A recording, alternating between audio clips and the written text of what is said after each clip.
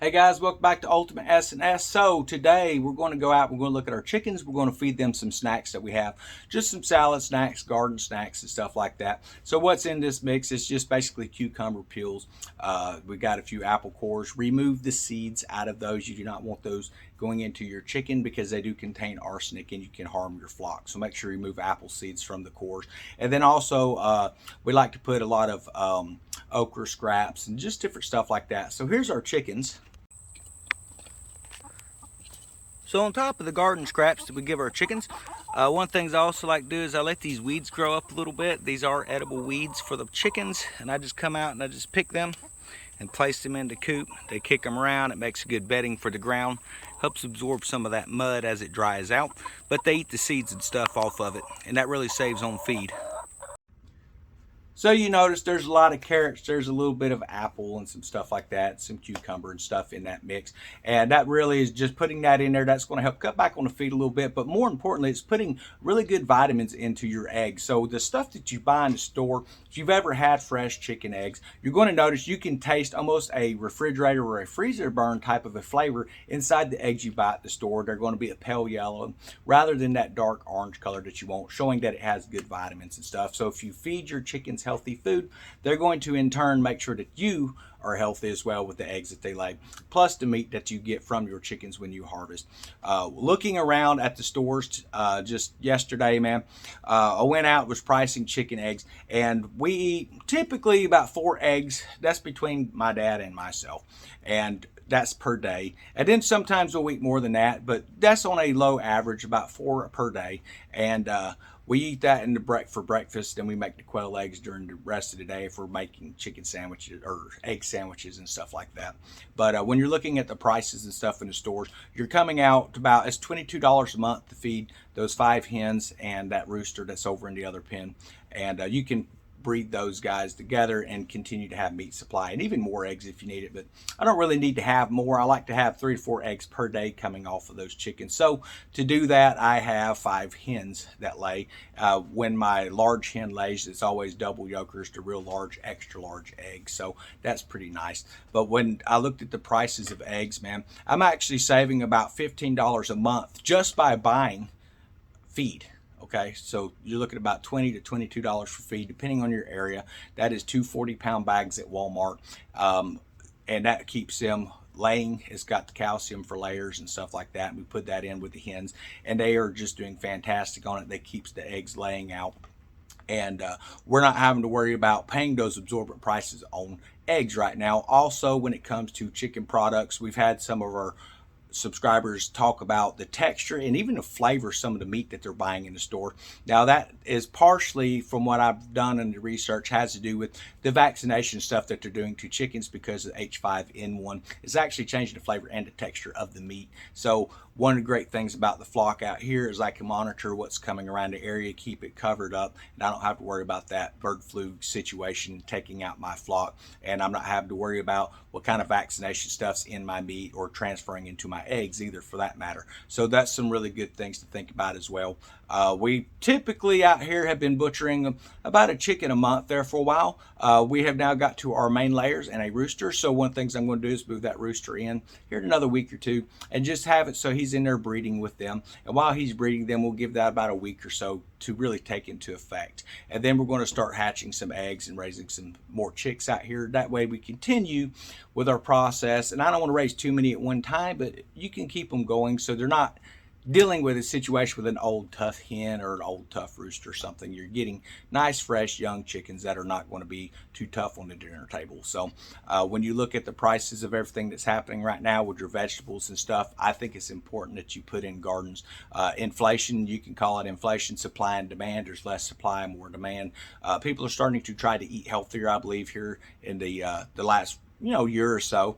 But the problem is with that happening, there's a demand issue with our supply because the farmers ain't able to grow as much food as they were because of the fertilizer crisis that was happening. And even out west, they're having water shortages issues, which is going to affect your crops as well. There are a lot of the western states that are wanting to buy water from the east, which will be from different rivers, the Ohio River and things like that, Mississippi River stuff. but they're trying to broker a deal with that. Well, my problem with that, and you can hate me if you want to, is you need to stop selling your water out west to Saudi Arabia and to China and different countries like that, Syria and stuff like that. If you will stop selling that water, you're probably not going to have as big of a water issue. So those are some things we need to look at too. Don't always just buy the narrative that you hear on the news. They're selling water by the billions of gallons over there and talking about water shortages. If there was really a shortage, they wouldn't be selling their water, guys. But they want to take and start buying water from the East Coast and moving it out there, at which point they will just mark it up and then sell it some more. So my advice to you is, if you have a way to set up rain barrels and stuff like that on your property, I would highly recommend that you do that. We have one out here. It more or less just waters a flower garden right now, but it's one of those situations where we're just kind of checking out and seeing how that's going to work out. So it seems to be working out well. So that's something that we'll implement and get a few more barrels in place. That'll be for like the garden and stuff. So you're not having to use well water or city water for that matter. It'll just be as easy as opening up a valve and allowing that to water it when it's needed. So now you may go buy a rain barrel, and it's a drought time right now in a lot of states. So, but you have your barrel, you can get it secured and stuff, and work on your project at getting those collection systems set up. That way, when it does come up your rainy season or even your snowy seasons, you will be filling that up and getting ahead for the summertime. It surprises me all the time. You hear about people's talk about how hot and how dry it is in their area. They don't want to have to water the garden because of the power bill stuff, but they had rainy seasons just a few months ago, and they did not go through the steps of saving some of that rainwater so they can water their gardens and stuff. So understand, it's hard to feel sorry for people that don't plan ahead, and that's what prepping is. That's what sustainability is you may not need a certain crop or a certain type of a thing right now, but at some point you're going to need it, and you need to be thinking ahead of how to collect it early so you have it in place, ready to go. If you wait for a problem and then you start to work on the solution, it can take up to a year in some cases before you can address that problem that you're having, and by then it's compounded so bad you've lost gardens, you've lost crops and things like that. So now we're talking about household gardens. We're not talking about entire fields. Obviously, I don't know how you would do that. That would have to be aquifer systems and stuff, or wells and stuff like that out here on the west or the east side of the country. The west side of the country, they're reporting aquifers are actually running out of water at all-time lows. The reservoirs and stuff are the lowest they've ever been in recorded history. But again, that is because they are selling most of that water overseas. It's not because of your consumption.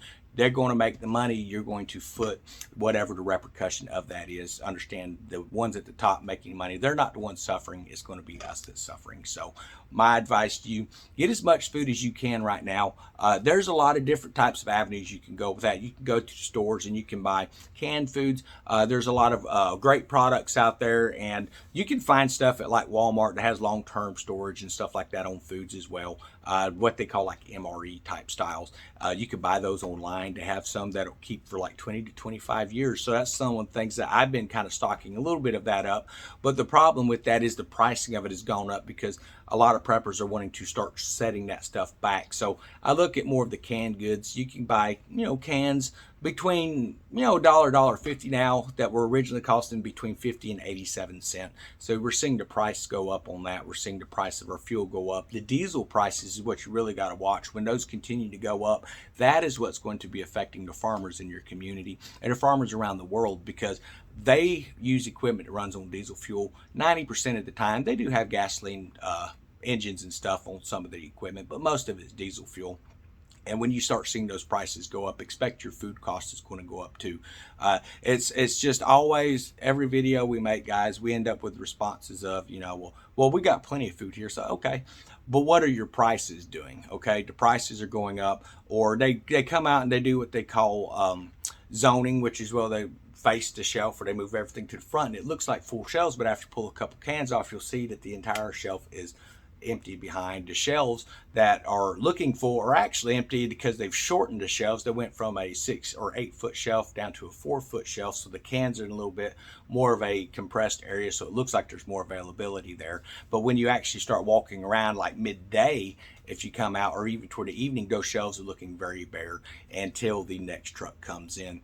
Whenever you talk to a lot of your stockers and stuff at Walmart, they'll talk about how the availability of the food and the way it used to come in, it's not coming in like that. Now they're just trying to plug holes in shelves with stuff. That's why now you're finding like paper towels over in your food aisles, or you'll find cooking utensils over in your food aisles and stuff like that. When you come up to the meat sources and stuff, you'll see where they actually have set like crates up under stuff to raise the bags of like what chicken meat's there to make it look like it's a full bin. But if you actually pulled the top layer off that, look down, they've actually just raised the bottom of that bin up to make it look full, even though it's not full. And a lot of times when people are saying they have plenty of food in the area, they're not looking for those little things that they're doing to make it look like the store. Because understand, if you come in and you start seeing completely bare shelves like I've posted on here several times, people are going to start freaking out. They're going to look for other stores. They don't want to lose their customers. So that what they do is come up with these different little ways to make it look like the availability is there, but it's really not. This stuff about, well, they wait and they put a little bit out each day to keep people from buying it up, you know, your preppers or your hoarders and things from buying everything up. That's false. That's not what's happening. If you go and just take a moment to talk to the people that are stocking the shelves, you will find out that's not what's happening. What's happening is the availability is not there. We're already seeing food shortages and stuff. We're seeing these prices continue to go up, guys. I think it's just, to me, how you can walk through public with blinders on and not actually see what's happening, and do a little research for yourself on this stuff. You know, next time you're in store, if it looks like, hey man, there's a plenty availability here, look and see, did they change the size of the shelf? Chances are they did. Did they change the depth of those freezer compartments that they have, where they have everything stocked in there? 9 times out of 10 you're going to see that those have been changed, that they have false layers in them to raise the product up to make it look full. But when you look in there, that's how much of a shortage there is. The bottom 2 or 3 foot is just they've latted some shelves or some sort of a crate or something to raise that up some. So those are some things you need to look at in your area as well. But you can buy and stock up on as much food as you need to. The fact is, at some point, you're going to need to use that food. And that's going to be coming up here in the next year or so, guys. They're talking like 2023 is going to be the worst the world, not just America, the world has seen. We're hearing where there's actually really bad shortages when it comes to barleys and different types of cereal and bread grains as well. So when is that going to hit us? Well, I think it's already hitting us. A box of cereal that used to cost $2.50 is now costing upward of $8. That's for cereal. There's not a lot of nutritional value there. I know everybody looks at that little food pyramid thing and they think, okay, it's got the food pyramid, so that's good to eat. No, it's not good to eat. Most of that stuff in there is going to be sugar and stuff like that. So, but everyone, hey, I'm guilty of it. I like to have my Dino Bites or my Fruity Pebbles or whatever, you know, brand you're buying. I like to have that stuff just as much as anyone on occasion. But the fact is, with the prices going up, I'm not going to pay for that. I will take that money, you know, that $6 to $8 for a box of cereal, and I can go buy, you know, 8 more cans of food that's going to set back. And instead of feeding for a day or two, you're actually looking at feeding for almost a week for a person on that. And it's just important that you spend your money wisely, guys. I think right now, if I had any advice to give to anybody about what my most effective prep has been for sustainability, the chickens are a good investment.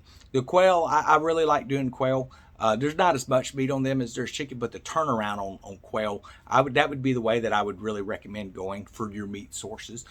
Now, when it comes to how to stock up long term, I would really recommend that you take and put a garden in, put in what you're going, don't grow a bunch of stuff that you're not even going to eat. I've seen people come in and they put in rhubarb and all this other stuff and they don't even eat it. They're just like growing it. It's like, wow, that's really nice. Goes, yeah, but I don't eat it. What's the point in growing it if you're not going to eat it? Put in stuff that you are going to eat. It's going to take you a little bit to get your garden situated to where you're going to know what area grows stuff best. And then you need to know that you're going to have to cycle that garden around. So some plants are going to need more of an acidic type of a soil, and some plants need more of an alkaline type of soil. And how do you plan for that? Well, if you plant certain types of foods in the ground, such as radishes and things like that, and then let it rot down into it, or cabbage. I hate cabbage. I'm not a cabbage person, but I've seen a lot of farmers grow cabbage and then they till it into the ground, and that puts nutrients in there for the next year's crop.